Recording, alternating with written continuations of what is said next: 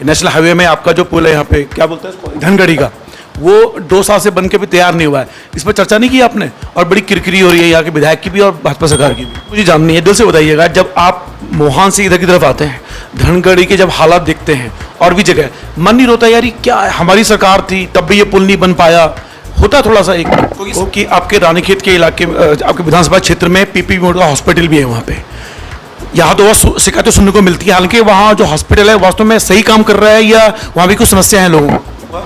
सरकारी हॉस्पिटल में जब वो था और अब पीपीपी मोड में है, उन दोनों में क्या अंतर पाते हैं आप?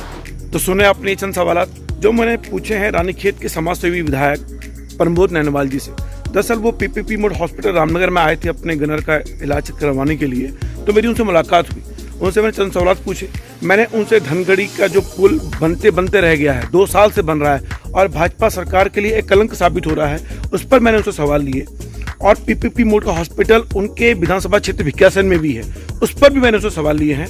उन्होंने क्या शानदार जवाब दिए हैं, सुनिएगा जरूर आप। और मैं चाहता हूँ कि इस इंटरव्यू को आप इसलिए भी गौर से देखें कि जब एक समाजसेवी नेता इंटरव्यू देता है तो उसके मन में क्या भाव रहते हैं, कितनी ईमानदारी से सवालों का जवाब देने की कोशिश करते हैं। और प्रमोद नैनवाल जी के बारे में कुछ भी कहूँ वो सूर्य को रोशनी दिखाने के बराबर होगा।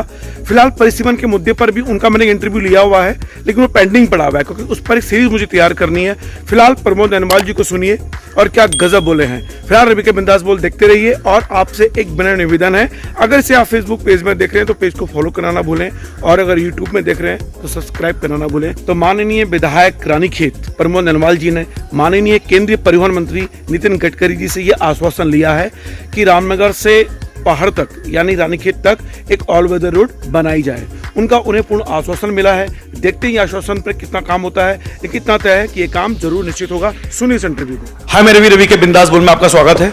आज हमारे सामने रानीखेत के समाजसेवी नेता प्रमोद नैनवाल जी हैं और इस वीडियो के माध्यम से एक बात और बताना चाहूंगा कि रवि के बिंदास बोल का एक नाम रख रहे हैं हम लोग, बिंदास बोल लोकतंत्र। फिलहाल नैनवाल जी आपका स्वागत है और एक समाजसेवी नेता के माध्यम से मैं बताना चाहूंगा लोगों को कि मैं अपने चैनल का नाम बिंदास बोल लोकतंत्र रख रहा हूं। सर, आपका यहाँ आना कैसे हुआ अचानक से? क्योंकि पीपीपी हॉस्पिटल की हम सीरीज बना रहे हैं, हमें सूचना मिली कि प्रमोद नैनवाल जी यहाँ हैं, तो आपसे मिलने का लालच में छोड़ नहीं पाया।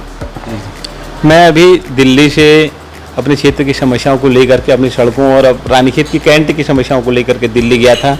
केंद्रीय मंत्री आदरणीय राजनाथ सिंह जी और आदरणीय नितिन गडकरी जी से मुलाकात हुई हमारी अपनी समस्याओं के संबंध में। तो आते वक्त मेरे सुरक्षाकर्मी को थोड़ी दिक्कत हो गई थी, उनकी कमर में दर्द हो रहा था, तो उनको दिखाने के लिए मैं यहाँ पर रुका हूँ और इसीलिए यहाँ पर रामनगर आया हूँ। सर, जब आप रानीखेत के हैं, यहाँ टोटाम की तरफ जाते हैं आप, और ये आपका आप गडकरी से मिले हैं, नेशनल हाईवे में आपका जो पुल है यहाँ पे क्या बोलते हैं इसको, धनगढ़ी का, वो 2 साल से बन के भी तैयार नहीं हुआ है। इस पर चर्चा नहीं की आपने? और बड़ी किरकिरी हो रही है यहाँ के विधायक की भी और भाजपा सरकार की भी।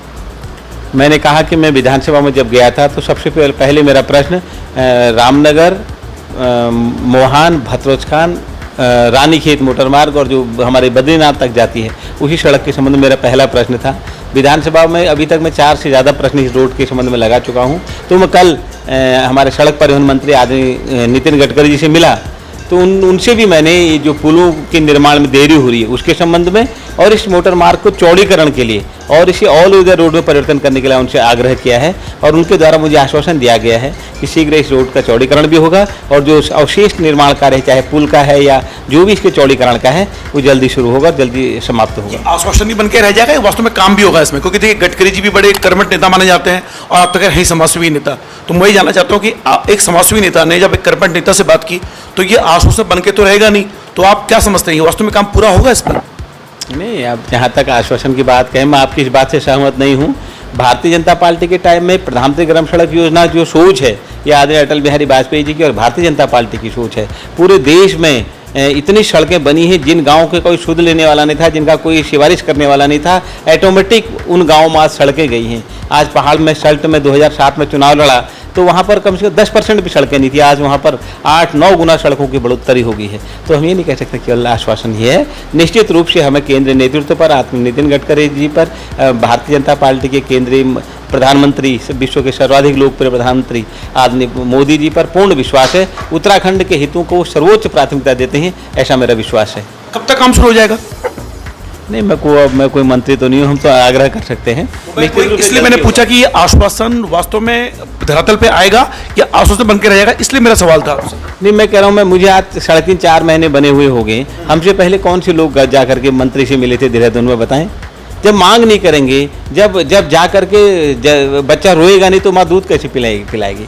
और इतना बड़ा सैकड़ों करोड़ों का प्रोजेक्ट बनना है तो एक बार में जाके 2-3 महीने में तो नहीं होगा, उसके लिए समय लगेगा, निश्चित रूप से समय लगेगा और निश्चित रूप से अच्छे इसके परिणाम आएंगे। सर एक चीज़ मुझे जाननी है, दिल से बताइएगा, जब आप मोहान से इधर की तरफ आते हैं, धनगढ़ी के जब हालात देखते हैं और भी जगह, मन नहीं रोता यार ये क्या है, हमारी सरकार थी तब भी ये पुल नहीं बन पाया, होता थोड़ा सा एक, क्योंकि समाजसेवी नेता इसलिए पूछ रहा हूँ। नहीं, जब हमको तकलीफ होती है जनता के दर्दों को देख करके, दुख दर्द को देख करके, तभी जाके हम दिल्ली गए, तभी जाके हम माननीय मुख्यमंत्री जी से हमने अनुरोध किया। हमारे आदरणीय सांसद जी भी इस तरफ काफ़ी चिंतित हैं। कल उन्होंने भी, उनका भी आशीर्वाद हमारे साथ है और उन्होंने भी इस मोटर मार्ग को ऑल ओवर द रोड में बदलने की मांग की और जल्दी से इस पुल को पूर्ण करने की मांग की है। सर चूँकि आप जल्दी में, एक अंतिम सवाल पूछ रहा हूँ मैं आपको कि आपके रानीखेत के इलाके, आपके विधानसभा क्षेत्र में पीपी मोड का हॉस्पिटल भी है वहाँ पे, यहाँ तो बहुत शिकायतें सुनने को मिलती है, हालांकि मैंने सीरीज बनाई है, वो शिकायतें खैर कुछ शिकायतें निर्मूल निकली, गलत निकली हैं। तो आपके वहाँ जो हॉस्पिटल है वास्तव में सही काम कर रहा है या वहाँ भी कुछ समस्या है लोगों को? नहीं, अभी तक अब हमारे देहरादून में बैठक भी हुई थी, तो भिक्याशरण की जनता जहाँ तक है वो पीपी मोड से खुश है, क्योंकि हमारे एक अस्पताल को एक प्रयोग के तौर पर वहाँ लिया गया था। बहुत अच्छा संवेदनशील होकर के वो लोग काम कर रहे हैं और मतलब जनता के जो जनप्रतिनिधि हमारे प्रधान हैं, क्षेत्र पंचायत सदस्य हैं, उनकी आवाज़ को भी वहाँ उनको भी महत्व दिया जाता है। इसलिए अभी तक हमारी क्षेत्रीय जनता पीपी मोड के अस्पताल से खुश है। सर एक सवाल निकल के आ गया, माफ़ी चाहूँगा, सरकारी हॉस्पिटल में जब वो था और अब पीपी मोड में है, उन दोनों में क्या अंतर पाते हैं आप? नहीं, उसमें चूँकि सरकारी अस्पतालों में डॉक्टर नहीं है तो उनके लिए लंबी चयन की प्रक्रिया है, उनके ट्रांसफ़र की प्रक्रिया है, नहीं है तो फिर उसके लिए बहुत से लेट लतीफ़ करने के बहुत से कारण होते थे कि साहब सीएमओ साहब नहीं मान रहे हैं, डायरेक्टर साहब के यहाँ से भी पोस्टिंग नहीं हुई है।